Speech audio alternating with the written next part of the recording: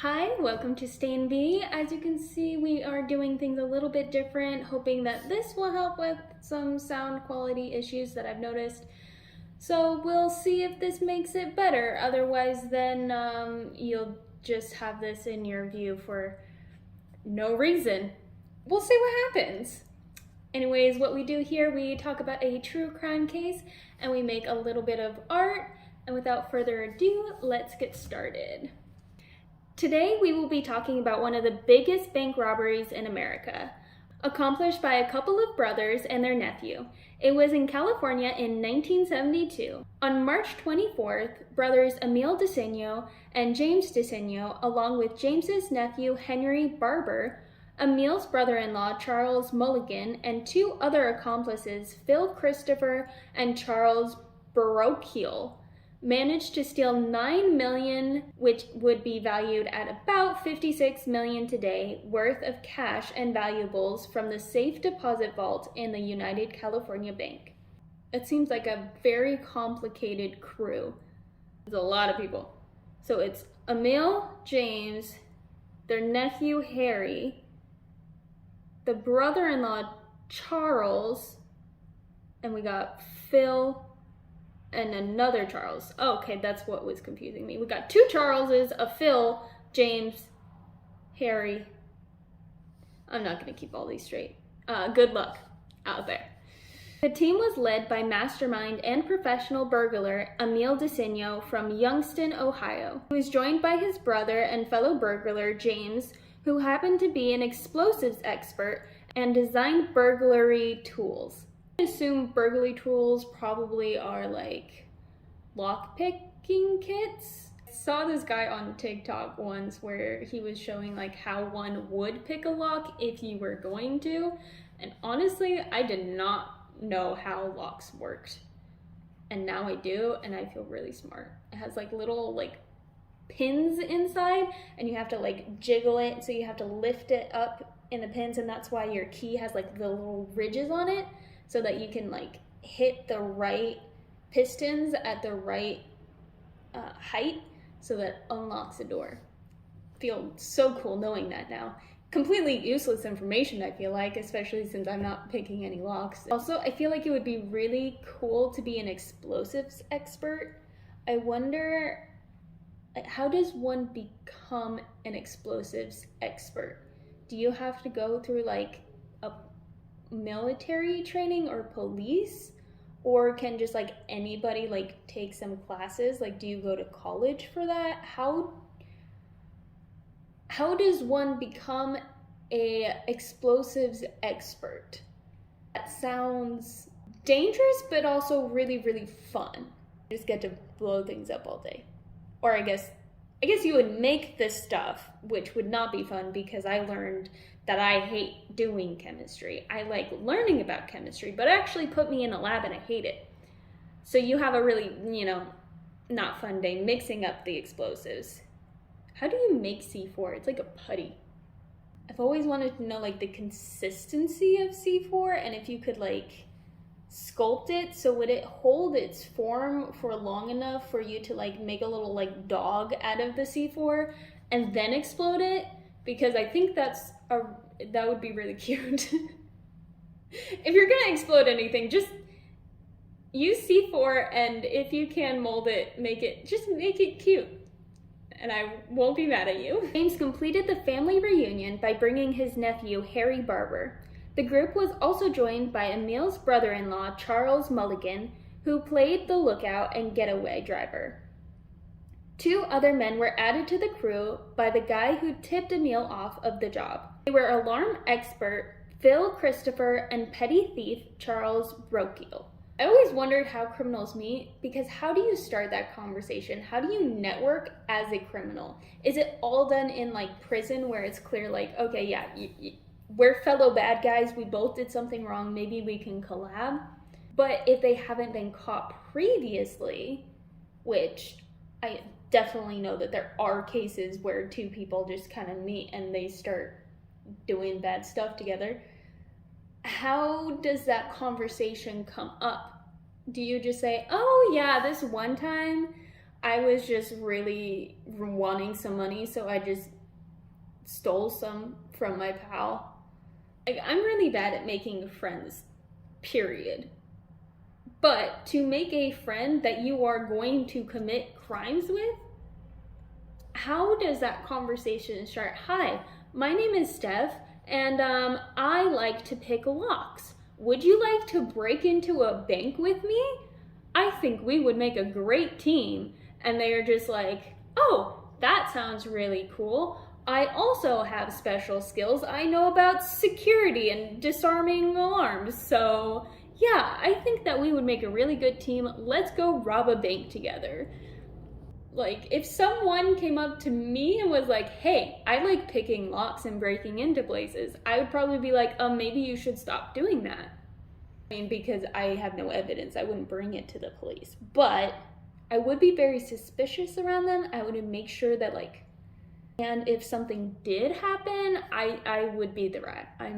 If you're a criminal, don't be my friend, because I'm gonna rat you out, because I'm not, I mean, that's what's good. Just don't do bad stuff.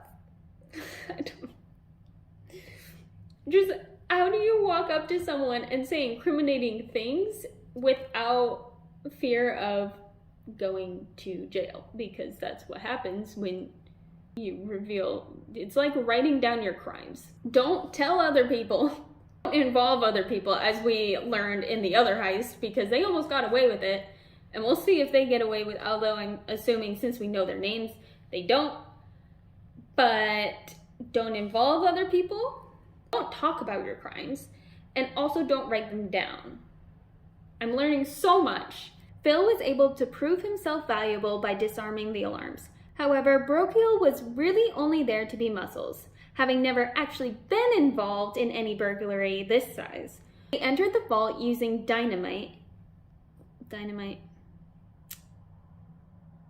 Although I don't know when C4 was invented, so maybe that's all they had.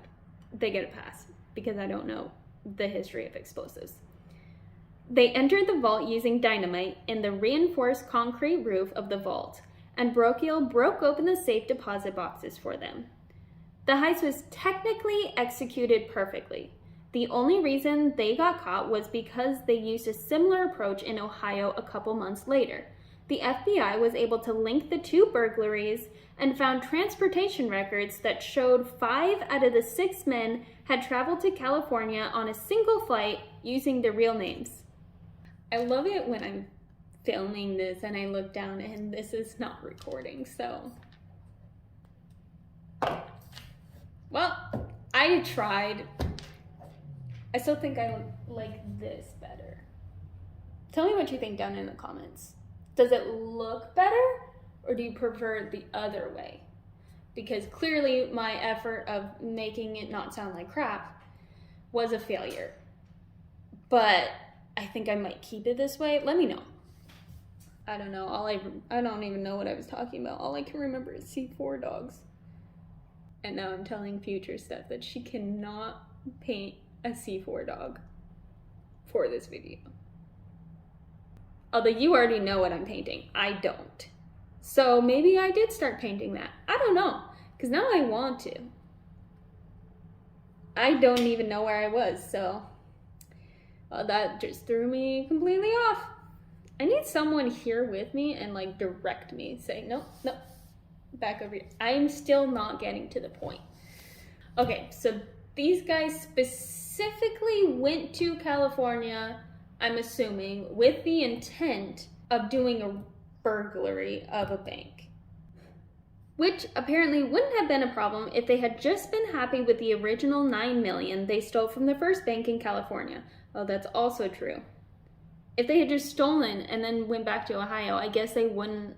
I would not think as a police officer to look into, oh, how many flights have come in, and let's look at all of the people who possibly could have, like, that's not where you go, because that's not an obvious. You're going to start looking at suspects probably from the bank first, and then you're going to start like well-known thieves around the area. So you're the last place. In fact, it's not even going to be the last place. It's going to be the never place that you check is the Ohio flights. Oh, but yeah, they should have just, I mean, 9 million, and especially, like, 9 million today, that's a lot. And that, like, you'll be set. But 9 million then, which would be the equivalent of like 56 million today, why would you steal again after that? It's a very good point. Why would you steal again? You're like, okay, we did this job, we got away with it, we're home free, we're set, good to go, we all take our cut. Maybe they just like the thrill of the burglary. Maybe they were never in it for the money. They just wanted to do it for the adrenaline rush. These are just classic adrenaline drunkies. And a roller coaster, Niagara Falls, like those, not good enough. Not gonna cut it. You gotta go real risky. If someone's not in risk of spending their life in prison, you're not doing a good enough job as an adrenaline junkie, apparently. But anyways, they later found out that James had flown in the day before to scope the place out. The group also rented a townhouse as their HQ by one of the members. The initial search of the house came up with nothing until they checked the dishwasher. They didn't run the dishwasher before they left, so there were many fingerprints available to be checked. And because there were fingerprints, they were able to acquire federal arrest warrants. The burglars were arrested and convicted. Most of the haul was recovered. Charles Brokaw was placed in witness protection after testifying against his co-conspirators. The rest were all arrested and pleaded guilty to the charges. Yeah, that would suck, having one guy that gets into witness protection, and so everybody else has to go to jail and he gets to chill out in witness protection. So I guess the lesson learned, you should always do your dishes, especially when you are just visiting. I mean, that's just courtesy. Always do your dishes, I guess. Just, especially if you're a criminal, do your dishes. And that's it for today's video. I hope that you enjoyed it. Luckily, we kept it a lot lighter this week. Next week, we'll probably get into a little bit more dark stuff, so stay tuned for that. And I hope that you stay curious and creative. Peace.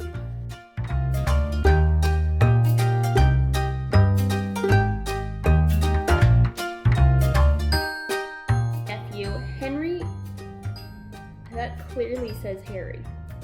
It's a bug. Yeah.